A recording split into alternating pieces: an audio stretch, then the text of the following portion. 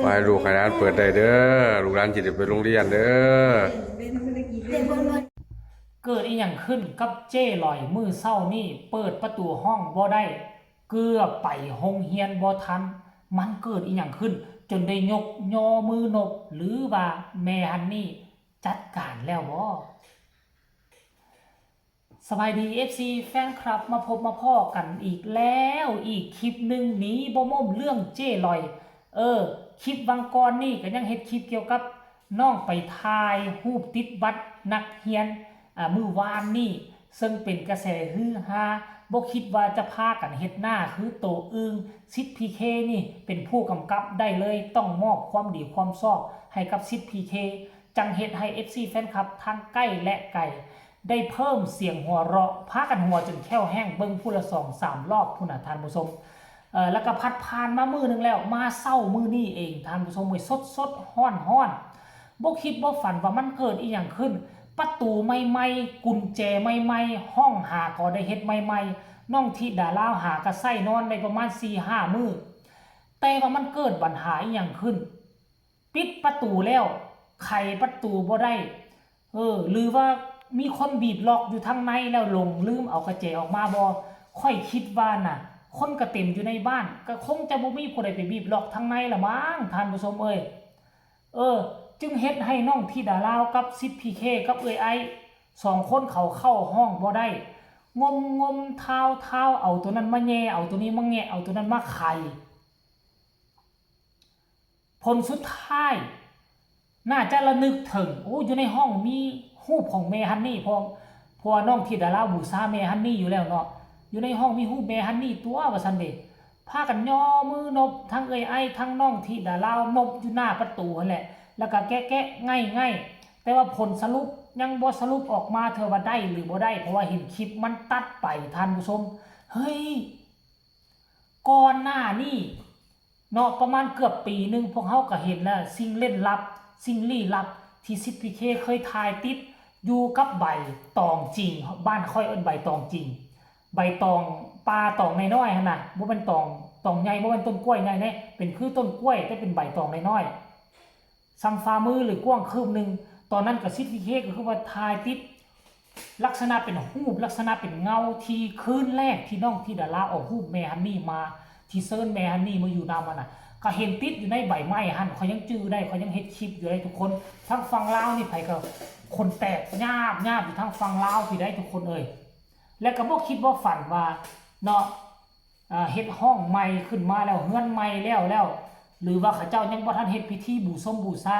ขึ้นเฮือนใหม่ขึ้นห้องใหม่บ่จึงเฮ็ดให้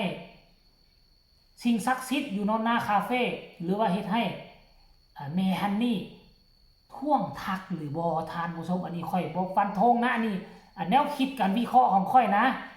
บ่ให้ทุกคนมาเชื่อบ่ให้ทุกคนมาเอาตามกันเด้ออันนี้ต่างคนต่างแนวคิดกับวิเคราะห์กันไปตามเหตุการณ์นั้นนะท่านผู้ชมเนาะทุกคนเว้าหลายกับคนหัวลุก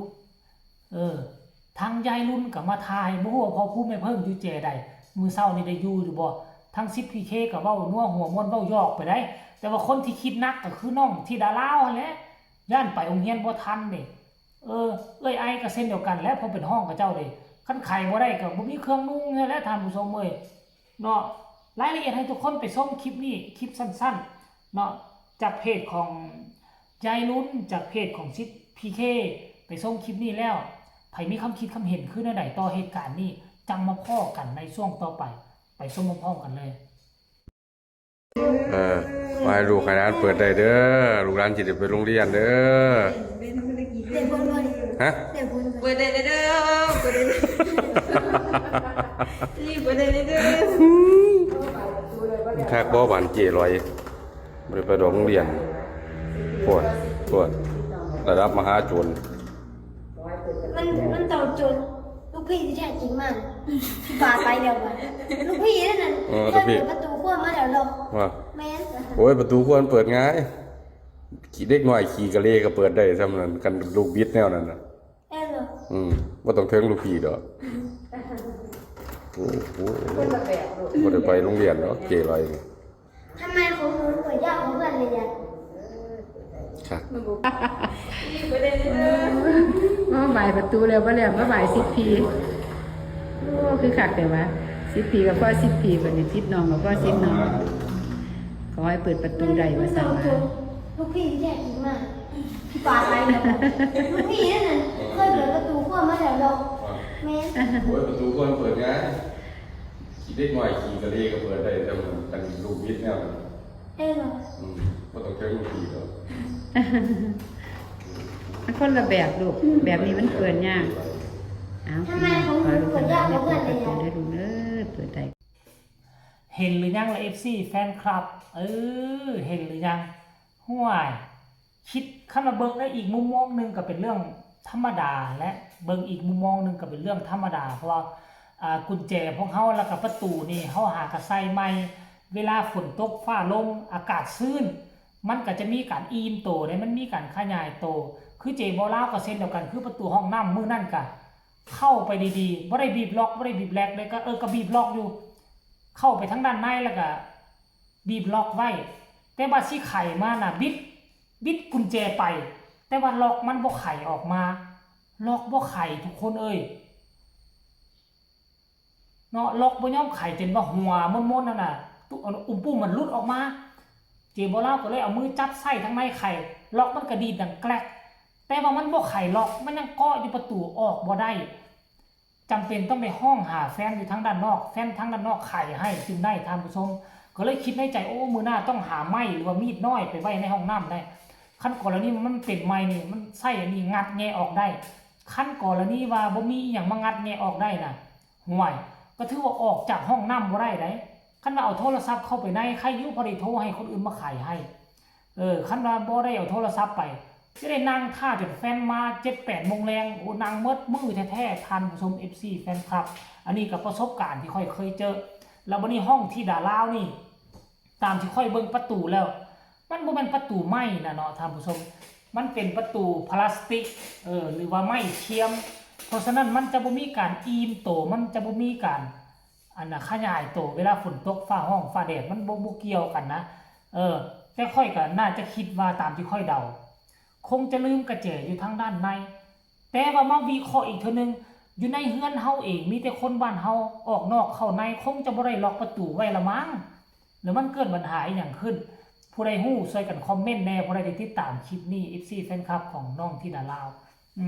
มาคอมเมนต์แลกเปลี่ยนบทเรียนนำกันท่านผู้ชมว่ามันมีโอกาสเป็นไปน้อยหลายส่ำใดว่าสิ่งลี้ลับกำลังหยอกล่อน้องธิดาลาวอยู่ท่านผู้ชมขนลุกเนาะเอาก็หวังว่าน้องธิดาลาวเช้านี้น่าจะไปโรงเรียนแล้วแหละปัจจุบันนี่ก็คงจะเปิดได้ไขได้เปิดได้ไขได้น่าจะไปโรงเรียนแล้ววันนี้ขั้นการไปโรงเรียนมื้อที่3นี่จะไปสร้างปรากฏการณ์อีหยังจะมีอีหยังเฮ็ดให้พวกเฮาอึ้งทึ่งอยู่ในระหว่างการเรียนหนังสือบ่แล้วมื้อนี้น้องธิดาลาวจะได้ไปเรียนกับเด็กน้อยห้องใดห้องป.ใดเมื่อวานนี้ได้ไปเรียนกับเด็กน้อยห้องป.1มื้อนี้ก็สิเลื่อนไปใส่ห้องป.2ถึงแม้นว่าอยู่ทั้งฝั่งลาวน้องจะอยู่ป.4 ป.5 หรือว่าสิเข้าม.1แล้วแต่ว่าม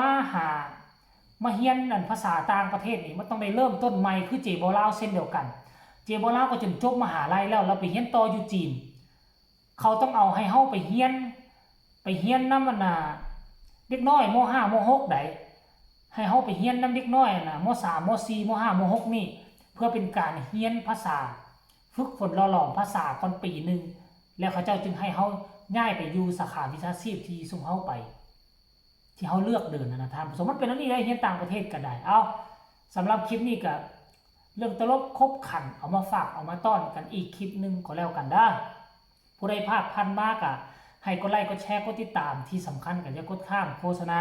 ผู้ใดมีคำตำหนิติชมคำคิดคำเห็นแนวใดก็ให้ส่งข่าวมาได้ทางใต้คอมเมนต์สำหรับคลิปนี้ก็ขอลาท่านผู้ชมเป็นเพียงสำนีก่อนสบายดี